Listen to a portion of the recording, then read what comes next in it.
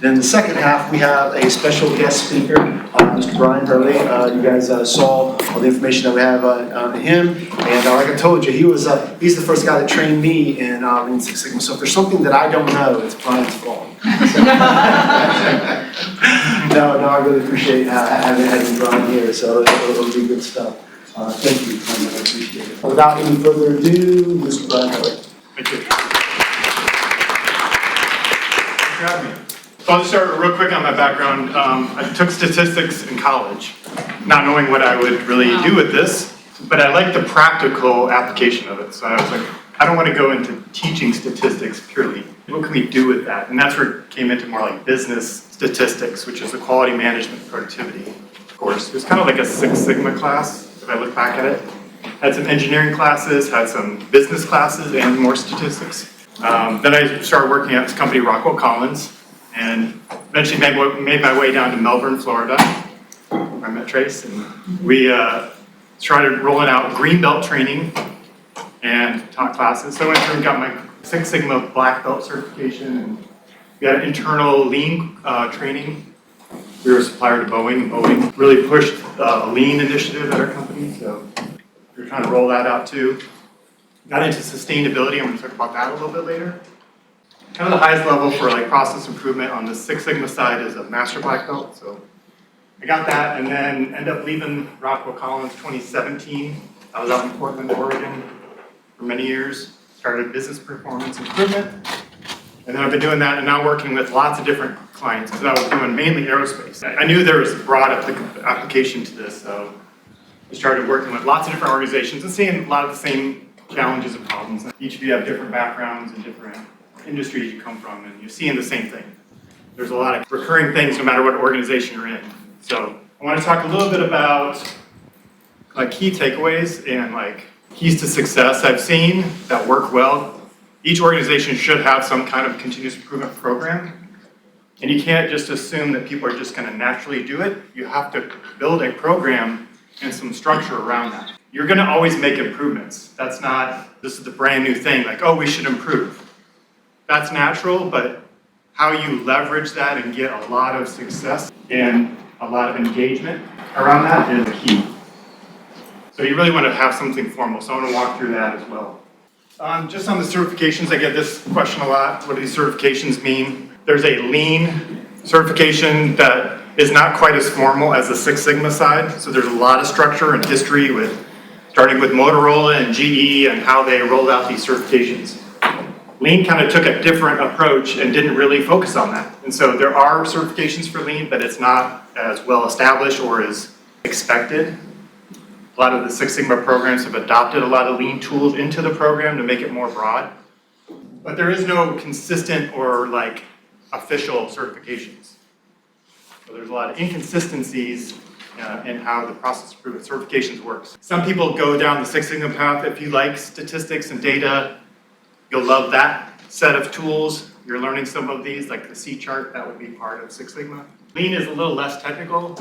You have to collect cycle times and quantities and defect rates. It's not as heavy on the statistics.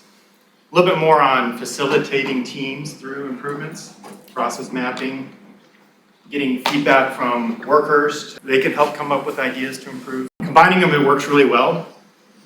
They each have their own strengths and weaknesses, but I see it kind of a split. You want to learn like a lot of the generic tools, but some people who want to specialize go down one path or the other. Happy to answer questions at the end about certifications. These are things that I found are really important to have in your organization. Whatever kind of program you want, and it should be custom. It should be something that your organization looks at and says, what's going to work for us? And how do we try out some stuff and tweak it and modify it? You're never going to come up with a perfect system.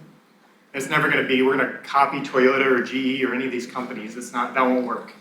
You have to make it fit for your culture, your organization, and your maturity, because you're each going to have different maturities. I worked at 3 of the sites. They're all like 3 different companies, even though they're all in their same umbrella, right? So one thing is building on problem-solving skills, just even things like defining the problem, collecting data, trying out ideas, and then measuring, did that work? And not just saying, did the number go up, but did it go up consistently? And then how do we teach waste and identify waiting and delays and over-processing and inventory and spotting those as opportunities and seeing that's a problem? How do we teach every employee those basic skills? And that takes practice and work for them to do that. You can't just sit them down in a classroom for an hour and say, oh, now you're done. You've learned this. Like it's hands-on practice. And then the key thing is, do they feel safe bringing up problems and talking about problems? In this simulation, do the workers feel safe saying, I'd like to try something else? Or was it like your input's not valued? Or you're going to be punished for defects. You say, oops, I made a mistake. Are you going to feel willing to speak up and say something? Or are you going to try to hide it or cover up? Or say, that wasn't my problem, that was someone else. So psychological safety to be able to talk about problems in a way that isn't with fear of losing your job or getting fired. That's really important. You'd say we should try to improve, but if they're not motivated to bring up the problems, it's not going to go anywhere. Second thing is, how do we manage as a company? Do we manage vertically through our departments, which is how a lot of companies, most companies I think, are structured? We have marketing department, we have operations department, we have customer service department. It's vertical, but your customer goes through horizontally through all your processes. And they wonder why it takes so long to get through all these processes. So the more mature companies switch that and flip it to the value stream, which is how your products and services flow to your customer. And they manage in that horizontal approach by saying, I'm in charge of helping that customer go through as smoothly as possible through our many different processes. And that means you have to set up your processes differently so it's not so many handoffs between. That's where the waste happens. So you hand off from one department to another. It goes from this group to the next group, and then they hand off to the production, they hand off to service, then they hand off someone else, and we lose information and we get delays. And the customer is saying, what is taking so long? And we map out the process and it says, that should take 4 hours and it takes 4 weeks. How is that possible? It's because of the way we're structured. So I definitely would say, evaluate the way you're managing, and we're also making decisions that help that department hit metrics. But that metric may not be good for the customer, and it may not be good for the company. I can be very efficient if I hold up all of my orders till Friday, and then I process them all in a big batch at the end of the week. But what does that do to the customer waiting 5 days for no reason? And for the next person on Friday afternoon, they're ready to leave, and bing, bing, bing, bing, bing. On their inbox, all these orders come through because someone else decided, I'm going to be efficient for my work and batch it all up, right? And so if we have goals that aren't aligned, then we actually build in some of that inefficiency. And again, at the end of the day, you go look and say, what's the customer experience around this? And it's usually not very good. So we have to look at what's the best decision across all those steps, all those departments. And that might mean you have to go in every 10 minutes and check something and process something one at a time. And it feels inefficient to do that, but that's actually might be the best way for the customer experience to be the best. So we have to get out of our department doing well or our department meeting our specific metrics, but what's good for the customer and our whole organization. And those don't always align. So to make sure we don't do that, we have to have two-way communication between our departments, and as we flow down objectives and goals and strategies, we got to hear back from people saying, what do you think about those? Do you like that metric? Do you feel like that measures your department fairly? And a lot of times you're going to get some good responses that say, no, that's terrible. That makes me do things I think that's not good for our customer. Or that's not a good measure of my performance. I don't think that reflects the work I'm actually doing. But as a management team, you have to be able to listen for that feedback and say, here's what we think. What do you think? And then it has to come back up to management to say, what do we need to change now? It can't be one directional like we do. We decided in our retreat that we're going to have these 10 objectives or 27 objectives or 54 objectives, and then communicate it down and then walk away and say, that should do it. They're all going to be excited and happy and see that those are perfect metrics. And that's even if they get defined and there's even goals established for some of them. Well, we're working on what this metric will be. So you're halfway through the year. Like, this is a little late to decide this is going to be your key metric. You don't even have a baseline. It's called catchball, but Catchball is you throw it down to your workers and then you have to catch it back. And I think it's usually a one-way communication down. Leadership has to be willing to hear that feedback and adjust it and change it to say, you're right, that doesn't make sense. We don't want to incentivize people to do the wrong thing. Really a foundational tool is daily huddles. How many of you have like daily meetings in your different processes or departments where they review yesterday's results, talk about the plan for today, and then have a way to escalate problems up to the next management level? You do? A couple different? Okay. I'd say that's probably one of the first things that I would put in place. What happens is you've got sometimes weeks or a month between reviewing of metrics. So if these are good metrics, and they do tell us about problems, and this is what an improvement program is you gotta be able to see the problems. And if we take weeks or months before we talk about a problem that happened, that time is very critical. Every day we wait, we lose the knowledge and remembering of what happened. You can't root cause something that happened a month ago. So we have to be able to talk about it the next day. Say, this is our goal, what happened yesterday? This came up, this issue happened. Okay, we should be tracking that, and we should be keeping a little Pareto chart of those issues. And just chipping away at the worst one. We can't fix everything. We have to be smart and prioritize.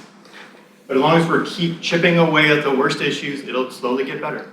But it's got to be really quick time frame from when it happens to when we're talking about it. We're not solving it in a meeting, we're just bringing it up, and maybe we'll take that offline.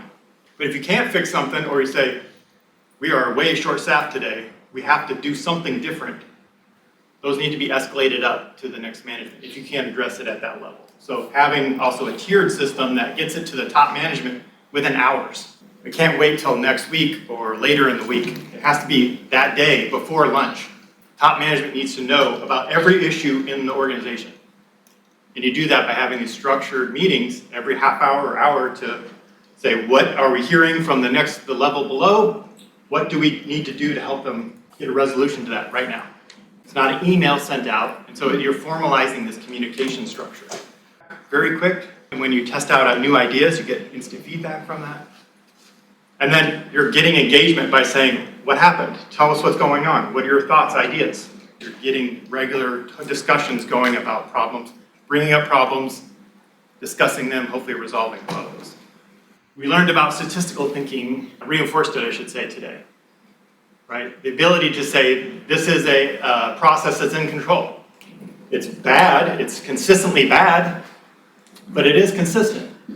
And the fluctuations in workers is just noise. And to be able to separate that from versus saying, this is someone's doing really good this week, but it's just random chance sometimes. We think it's an indication of a person's performance or work, and sometimes it is. Sometimes we see consistent differences. That's what the statistics would tell us. Are we seeing that consistently? Can we actually do the math on that and show that it's a difference in someone's faster or higher quality or gets better customer service reviews? You know, we can measure those things. Not just it looks good today or looks good for the last couple days. One of the interesting tours I took was Toyota in Georgetown, Kentucky. They give a tour, at least they were given tours pre-COVID. They're showing all the cool stuff they have in place and all the little bells and whistles of their process, and if a worker has a problem, and they can stop the line if they don't meet their certain time, and then alarms go off, and a team comes and converges on the problem, and tries to figure out what's going on, and try to get the line back up and going again. Got a lot of visuals, and even little things on safety. Everyone points to where they're going. I'm going over here, nope, I'm walking over here, and they're trying to avoid accidents with fork trucks and everything moving around there. But at the end, they say, people like, ask us questions about where'd you get that rack system and where'd you get these tools and that shadow board, and they said, I don't think they're really understanding the purpose, what they're supposed to be taking away from this tour. What you're supposed to be asking us is, how do we solve problems? How do we engage our employees in solving problems? How do we know when there's a problem?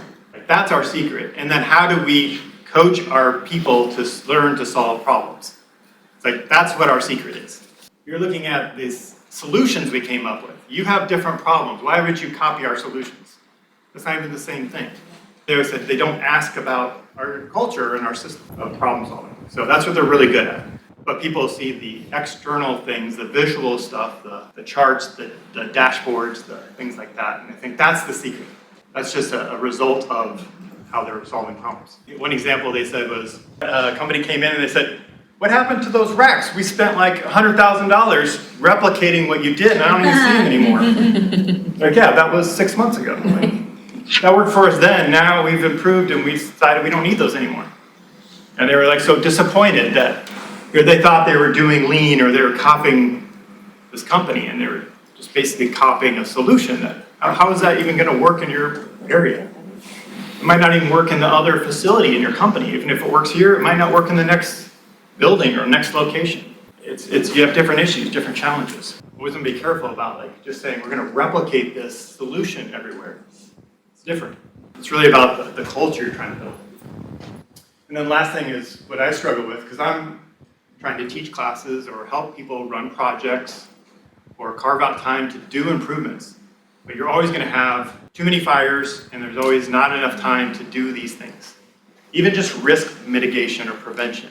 There's a tool called FMEA. I don't know if you get into that. I can't get people to sit down and do this, but we have time to fix the problems when those come up, but we don't have time to sit down and prevent them, right? That's pretty common, right?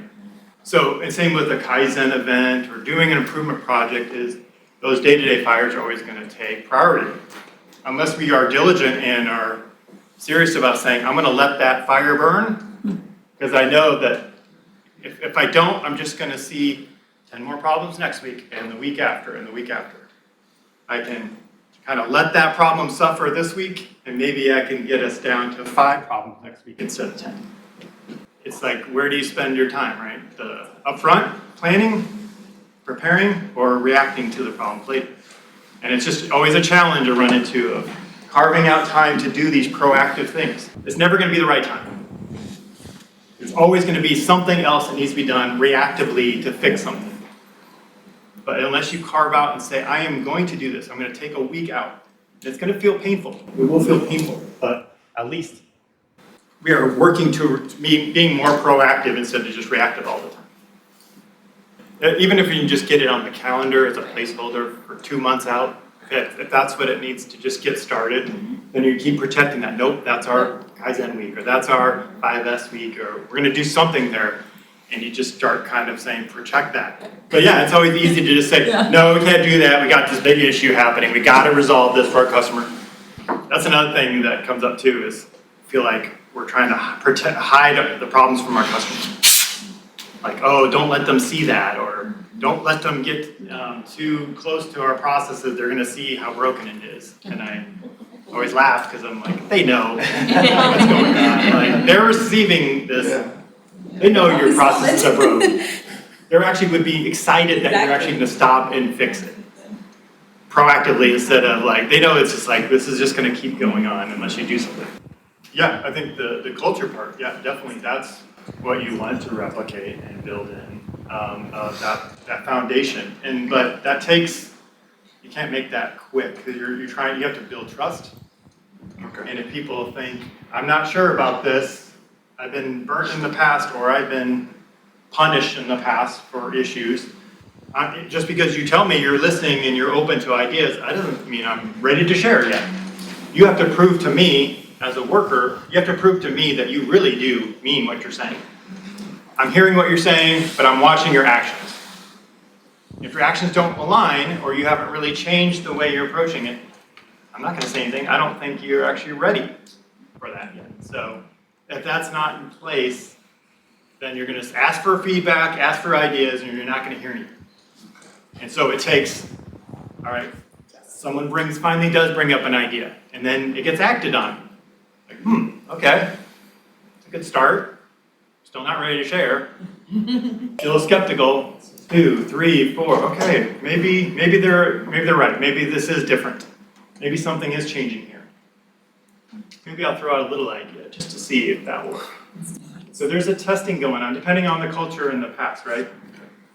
Some it might be much longer, depending on the past issues, right? So some it might be stopped right away because you've got a good culture. So yeah, that's an important part, and so that history is going to play into it. It's going to take some organization longer to overcome that. But that's a consistency of doing it over and over again and being disciplined about it. The common thing people will say is, yeah, here comes the flavor of the month program. If I ride this out long enough, it'll go away. Because they'll forget about it and get distracted. And they'll keep throwing out new initiatives like we saw in Simula. Let's try something else. Let's try something else. Give it some time. Let it work through. See if it actually does work. These things don't happen right away. We don't want to disrupt the customer any worse. So there's could be planning and discussions going on to say, we can give you this now, and then we need to push out some of this work a little bit to buy us some time, and we're going to fall behind. But if we do this right and we can actually make a better process, we should be able to catch up and actually be better off in a month from now versus we keep limping along in this bad process. So you have to have some discussions and negotiation with either saying we're going to be late or we're going to try to work ahead if we can, but usually you're going to fall behind worse. But that's why we can come up with something better so we can catch up and surpass where we'll be 3 months from now. So try to keep the conversation focused on where we're going to be in 3 months. If we don't do this, we know where we're going to be. If we can take this time, we'll fall back, but we'll hopefully be in a better spot in a couple months from now. So just trying to negotiate, maybe moving things around a little bit to buy yourself some extra time. When we think about change management, the biggest issue is people feel left out, or they weren't involved in whatever the solution came up with. So up front, it's really pull as many people as possible. You can get in early, and then then it's going to kind of funnel down to something specific, and people are going to drop off a little bit. But then as we get closer to rolling out some changes, then we will bring everyone back again. But you start really broadly so that everyone has a chance to kind of see what's going on, and then they're following along as this is progressing. So that when we get to that point, they're like, yeah, I understand. I've been seeing this progress, and I've been seeing the data, and I've been seeing the process map and the observations and the feedback, and I have a team member involved in this project. Yeah, so when we get to this point of improve, then this isn't a shock to anyone. We've been building up to this. So then people feel like this isn't coming out of nowhere, which happens a lot. It's like, where did this come from? Who made this decision? Even if it's a great idea, you're going to be resistant to it because I didn't know about this. No one asked me. I didn't get my team involved. It can't possibly be good. The majority of it is just the right people involved early. Even if they're not a part of it, it could end up being something later that affects them.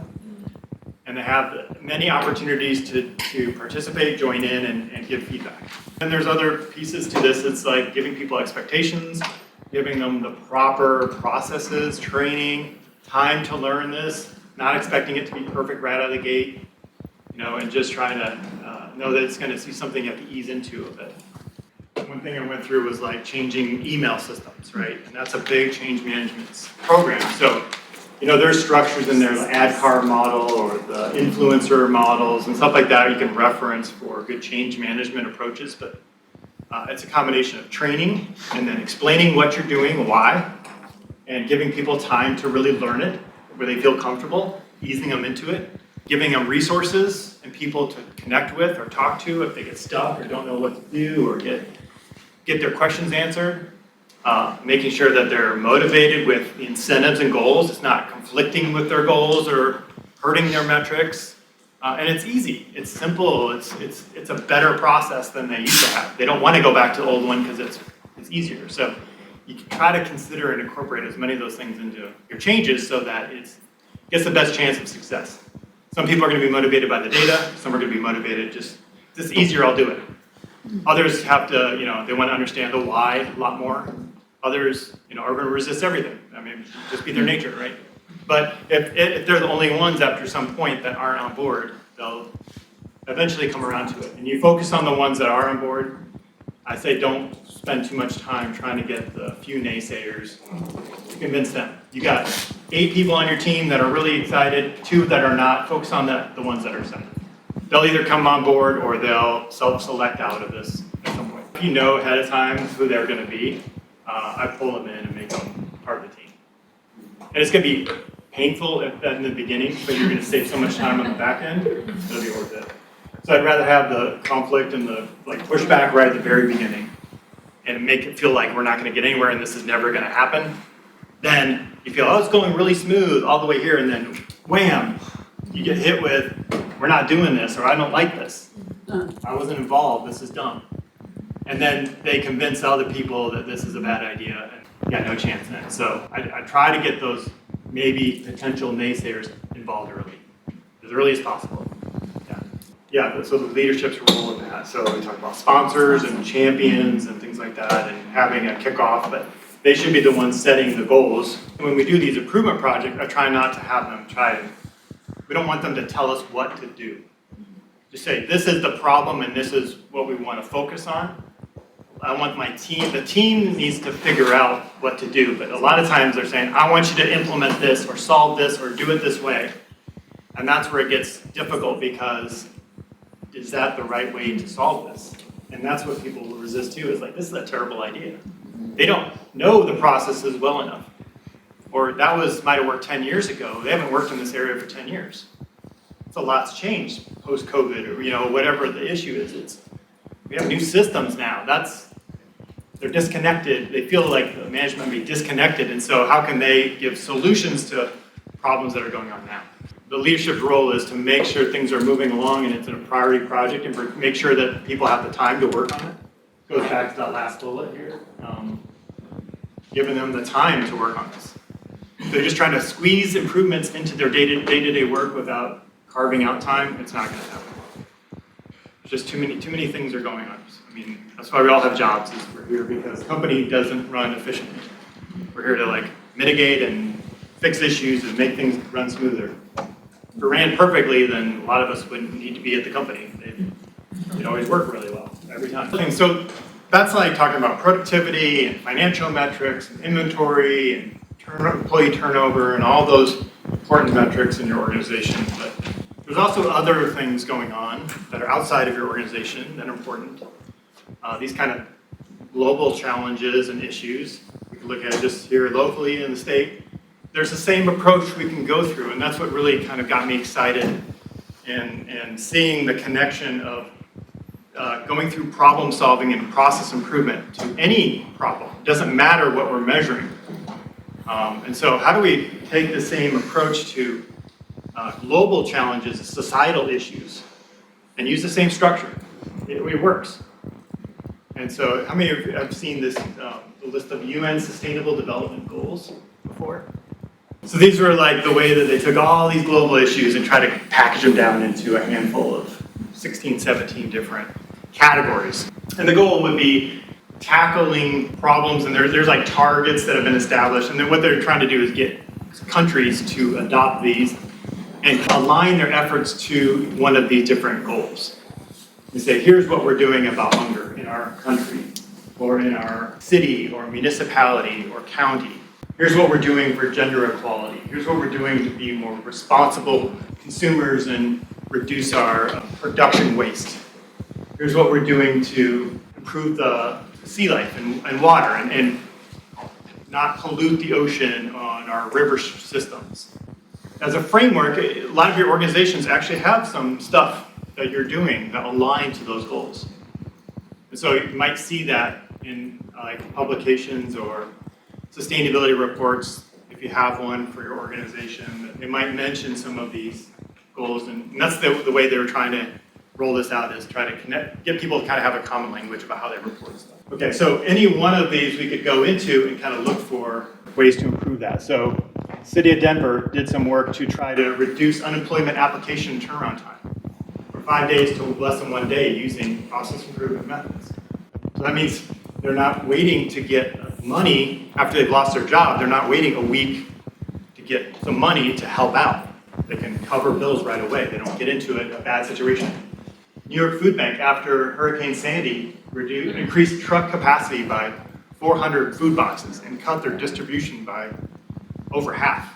So then they can get food out to people in need, and they figured out some ways to make that more efficient. So people weren't waiting in line for 2 hours. So I have links there, and you can watch. There's videos on first two, all 4 of those have videos. This company did a project to reduce their water usage, save money, and they reduced their water consumption. And then this was a nonprofit, Project Cure.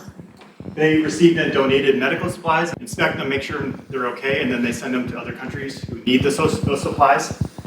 and they were able to reduce their sorting time by 65%. So we can do a lot with these tools to actually tackle things that are more than just our financial and business performance. We had a group in Portland, Oregon that was like practitioners like myself, and we would go reach out to local nonprofits and say, we have this skill set I think you could benefit from, but a lot of them didn't know what that was. They hadn't gone through any kind of training or course like that. So on the left was a picture of them donated smartphones.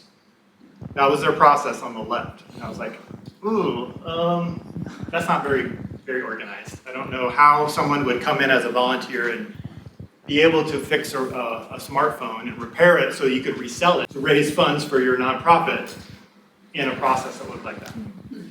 So, we could talk to them about 5S workplace organization, but just simple, showing them that this is not a very good experience for your volunteer to walk into.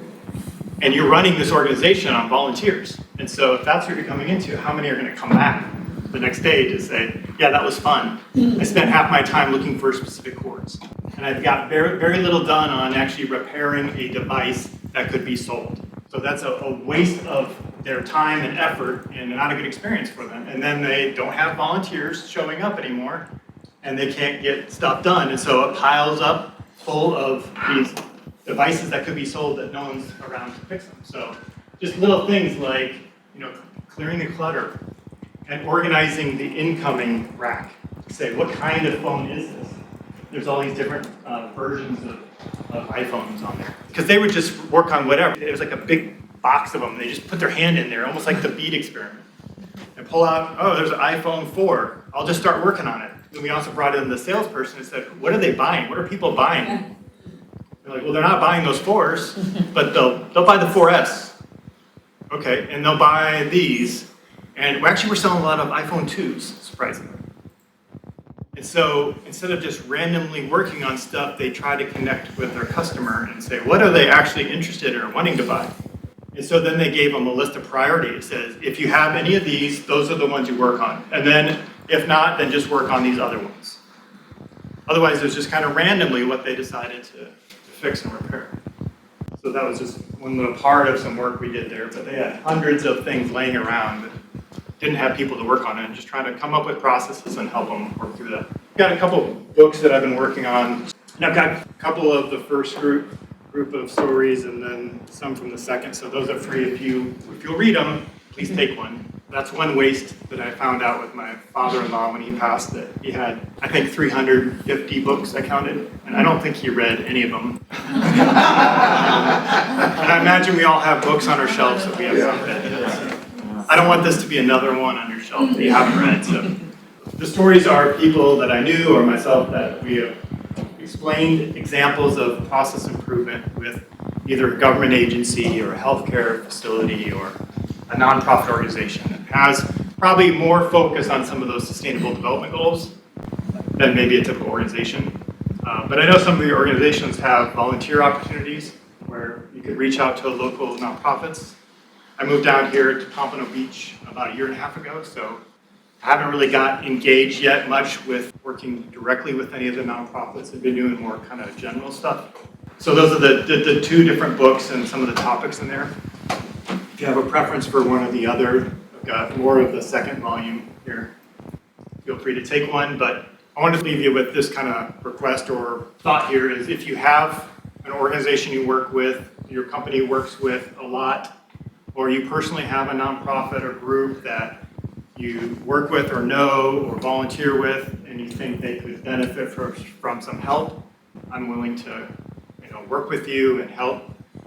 The benefits are multifaceted. One is I can help you learn some of these through some coaching, work together on it, or if you're working with them, we can have some conversations about what can we do to help this group. Your organization may give you time off to do this, paid time off, depending on your organization. Some have that available, so check into that. A lot of people don't know what their company offers. I've seen that they'll give 1 to 2 days free paid time off to go volunteer with the organization because they see the value of the branding and the outreach and the benefits to the community. And then you can get some more hands-on experience. Maybe it might be a challenge at your work to to set up, or maybe it's like, I just don't have the time right now to do that, but I have some volunteer time I want to give. And I'm always looking for more examples we can share to help encourage that. So, and it really good for attracting new employees. Like, wow, they actually allow their employees to go out to the community and help.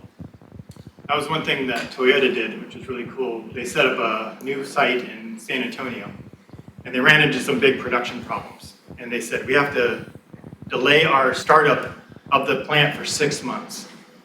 And they had already been ramping up for this, and they had workers hired, and they had been training them, getting them ready.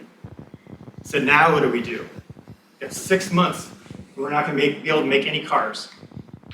And most companies would just lay off the workers and then hope that they didn't get a job for 6 months and then try to rehire them back and retrain them, right? I mean, that's the business decision most companies would make. Toyota said, just go out in the community and do something helpful. Volunteer, be of use, and we'll pay you. And because of what they realized long term, what are we trying to do? We're trying to do two things. One, prove to our employees that we're not vulnerable to little ups and downs in the business, that your job is safe and secure, and we're not just on a whim gonna let you go because we have a little downturn in our sales. So you're building trust in your employees that this is a company that looks long term. And two, we're new in the community. We want to show like we're helpful and we want to be a good partner. And so I'm sure that paid tenfold in return on that, but financially it's a terrible decision, right? But when they're not looking short term, they're looking long term, decades out in the future. And when you do that and you run your organization like that, you make much better and smarter decisions. If anyone is interested in that, let me know. We can talk or chat. It depends on the organization's value on the certification, to be honest. So if you're looking elsewhere, depending on the organization, if that's a value, you'll see recommended green belt or lean or process improvement certification or stuff. If they don't really value that, that won't probably be in the requirements unless it's like specific roles like quality or process engineering or something like that. So it kind of depends, but in your internal organization, if it's valued, I would recommend that because as promotion opportunities come up or job opportunities come up, that might show up as an expectation or a recommendation or it helps on the resume. But it's really, I think, that's almost secondary to how you actually working problems today in an effective, consistent way that gets results. Ultimately, that's what they're going to look at.